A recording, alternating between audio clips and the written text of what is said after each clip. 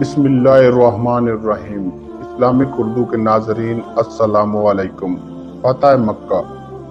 رمضان المبارک 8 ہجری میں حضور نبی کریم صلی اللہ علیہ وآلہ وسلم نے صحابہ کرام رضی اللہ تعالی عنہ کو حکم دیا کہ وہ جہاں جہاد کی تیاریاں شروع کر دیں۔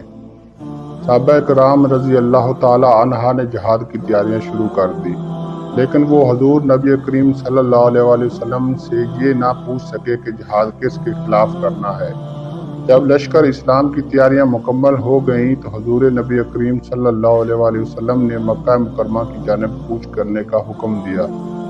فتح مکہ کے اسباب میں سے ایک سبب یہ تھا کہ صلح حدیبیہ کی روح سے تمام قبائل کو اس بات کا اختیار دیا گیا تھا کہ وہ جس فریق سے چاہیں دوستانہ تعلقات قائم کر سکتے ہیں۔ چنانچہ بنو خزانہ جو کہ مکہ مکرمہ کی شمالی سرحد پر آباد تھے، انہوں نے مسلمانوں کے ساتھ، جبکہ بنو بکر نے قریش کے ساتھ اپنے تعلقات استوار کر لیے۔ معاہدہ حدیبیہ کو ہوئے ابھی 2 سال کا عرصہ ہی گزرا تھا کہ قریش نے معاہدہ حدیبیہ کی خلاف ورزی کی اور بنو بکر کی مدد سے بنو خزانہ کا خون بہایا اور انہوں نے بے پناہ جانی و مالی نقصان پہنچایا۔ بنو خزانہ کا ایک گروہ حضور نبی کریم صلی اللہ علیہ وآلہ وسلم کی خدمت میں حاضر ہوا اور بنو بکر اور قریش کے مظالم کی داستان بیان کی۔ حضور نبی کریم صلی اللہ علیہ وآلہ وسلم نے جب بنو خزانہ پر ڈھائے گئے مظالم کا پتہ چلا تو آپ صلی اللہ علیہ وآلہ وسلم نے ایک وفد مکہ مکرمہ روانہ کیا اور قریش سے مطالبہ کیا کہ وہ بنو خزانہ کے مقتولین کو خون بہا کر ادا کرے اور بنو بکر کی حمایت سے دستبردار ہو جائیں۔ اگر انہیں یہ شرائط منظور نہیں تو پھر اعلان کر دیں کہ معاہدہ حدیبیہ ٹوٹ گیا ہے۔ قریش کے سردار اس وقت ذہن میں مبتلا تھے کہ انہوں نے معاہدہ حدیبیہ توڑنے کا اعلان کر دیا۔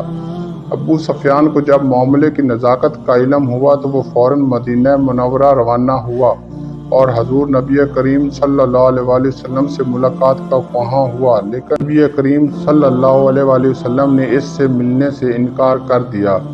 حضور نبی کریم صلی اللہ علیہ وآلہ وسلم سے انکار کے بعد ابو سفیان بلا ترتیب حضرت سیدنا ابو بکر صدیق، حضرت سیدنا عمر فاروق، حضرت سیدنا عثمان غنی اور حضرت سیدنا علی المرتضیٰ رضی اللہ تعالی عنہ کی خدمت میں حاضر ہوا اور ان سے شفاعت کی درخواست کی، لیکن ان تمام حضرات نے ابو سفیان کی مدد کرنے سے انکار کر دیا، جس پر وہ مایوس ہو کر واپس مکہ مکرمہ چلا گیا۔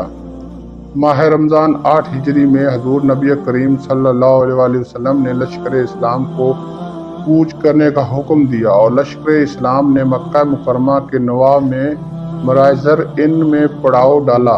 حضور نبی کریم صلی اللہ علیہ وآلہ وسلم نے ہر شخص کو علیحدہ علیحدہ مشعل روشن کرنے کی ہدایت کی۔ لشکر اسلام جس کی اس وقت تعداد 10,000 تھی، ان سب کی مشعلیں روشن ہوئیں تو قریش کے چکے چھوٹ گئے۔ انہوں نے خیال کیا کہ مسلمانوں کی تعداد اتنی زیادہ ہے۔ اس دوران ابو سفیان لشکر اسلام کا جائزہ لینے کے لیے نکل پڑا اور گرفتار ہو گیا۔ ابو سفیان کو حضور نبی کریم صلی اللہ علیہ وآلہ وسلم کی خدمت میں پیش کیا گیا، جہاں اس نے تائب ہو کر اسلام قبول کر لیا۔ حضور نبی کریم صلی اللہ علیہ وآلہ وسلم نے اعلان فرمایا کہ جو شخص ہتھیار ڈال دے گا اسے قتل نہیں کیا جائے گا، اور جو شخص اپنے گھر کا دروازہ بند کر لے گا اسے قتل نہیں کیا جائے گا، اور جس شخص نے خانہ کعبہ میں پناہ لے لی اسے قتل نہیں کیا جائے گا، اور جس شخص نے ابو سفیان کے گھر پناہ لے لی اسے بھی قتل نہیں کیا جائے گا۔ اس اعلان کے بعد حضور نبی کریم صلی اللہ علیہ وسلم لشکر اسلام کے ہمراہ مکہ مکرمہ میں داخل ہوئے۔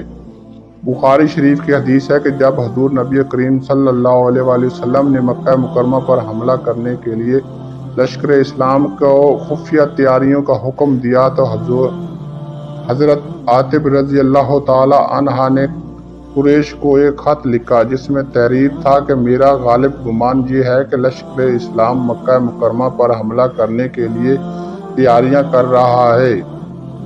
حضرت عاتب رضی اللہ تعالی عنہ نے یہ خط ایک عورت کو دیا جو اس عورت کو اپنے بالوں میں چھپا کر مکہ مکرمہ کی جانب روانہ ہوئی۔ حضور نبی کریم صلی اللہ علیہ وسلم نے بذریعہ وحی اس بات کی اطلاع دی گئی اور آپ صلی اللہ علیہ وسلم نے حضرت سیدنا علی اور مرتضیٰ، حضرت زید بن علوم اور حضرت عمار بن یاسر رضی اللہ تعالی عنہ کو طلب فرمایا اور انہیں اس عورت کا حلیہ بتاتے ہوئے فرمایا کہ فلاں جگہ یہ عورت تمہیں ملے گی، اس کے بعد ایک خط ہے جو تم وہ خط لے کر آؤ۔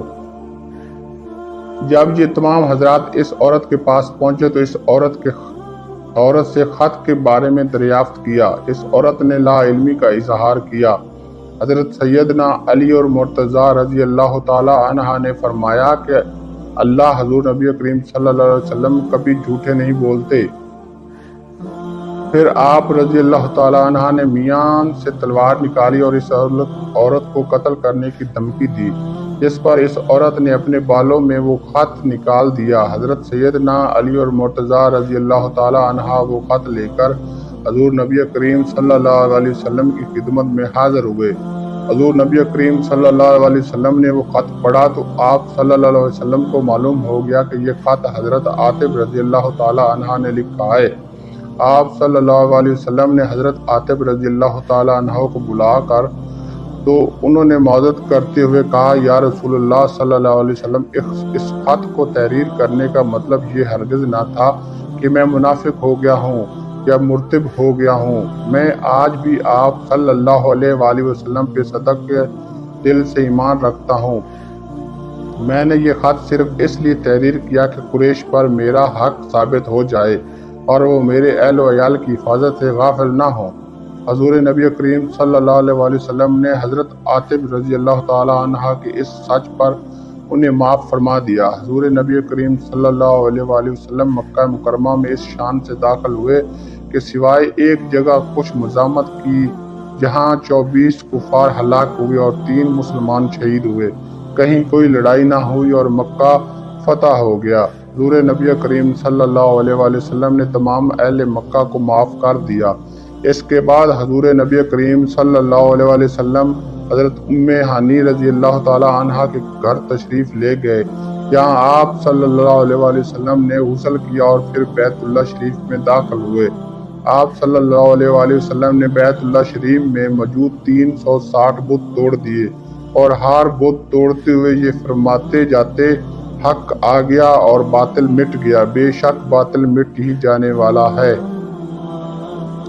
روایت میں آتا ہے کہ حضور نبی کریم صلی اللہ علیہ وآلہ وسلم جس بت کی جانب اشارہ فرماتے وہ بت اوندے منہ زمین پر گر جاتا۔ جب تمام بت ٹوٹ گئے تو ایک بت جو کہ سب سے بلند جگہ نصب تھا تو اس کو توڑنے کے لیے حضور نبی کریم صلی اللہ علیہ وآلہ وسلم نے حضرت سیدنا علی اور مرتضیٰ رضی اللہ تعالی عنہ کو حکم دیا کہ حضور نبی کریم صلی اللہ علیہ وآلہ وسلم کے کندھوں پر چڑھ کر اس بت کو توڑ دیں۔ حضرت سیدنا علی اور مرتضیٰ رضی اللہ تعالی عنہ نے عرض کیا کہ یا رسول اللہ صلی اللہ علیہ وآلہ وسلم، آپ صلی اللہ علیہ وآلہ وسلم میرے کندھوں پر چڑھ جائیں۔ حضور نبی کریم صلی اللہ علیہ وآلہ وسلم نے فرمایا، اے علی رضی اللہ تعالی عنہ، کیا تم نبوت کا بوجھ اٹھا لو گے؟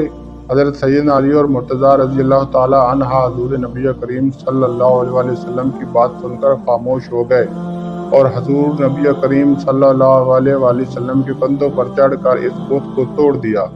ایک روایت کے مطابق حضرت سیدنا علی اور مرتضیٰ رضی اللہ تعالی عنہ جب حضور نبی کریم صلی اللہ علیہ وآلہ وسلم کے کندھوں پر چڑھے تو حضور نبی کریم صلی اللہ علیہ وآلہ وسلم سے کہا، یا رسول اللہ صلی اللہ علیہ وآلہ وسلم، تمام پردے ہٹ چکے ہیں اور میرا عرش تک کے قریب ہے اور آسمان کی ہر چیز تک میری رسائی آسان ہے۔ حضور نبی کریم صلی اللہ علیہ وآلہ وسلم نے فرمایا، اے علی رضی اللہ تعالی عنہ، تمہیں جو کام کہا گیا ہے تم وہ کرو۔ حضرت سیدنا علی اور مرتضیٰ نے بت کو توڑ دیا اور چھلانگ لگا کر حضور نبی کریم صلی اللہ علیہ وسلم کے کندھوں سے نیچے اتر آئے اور کہنے لگے، یا رسول اللہ صلی اللہ علیہ وسلم، میں نے اتنی بلندی سے چھلانگ لگائی لیکن مجھے کچھ تکلیف نہ ہوئی۔ حضور نبی کریم صلی اللہ علیہ وسلم نے فرمایا، اے علی رضی اللہ تعالی عنہ، تجھے کیسے تکلیف ہو سکتی ہے جبکہ تو محمد رسول اللہ صلی اللہ علیہ وسلم کے کندھوں پر تھا اور تجھے اتارنے والا جبرائیل علیہ السلام تھا۔ جزاک اللہ خیرہ۔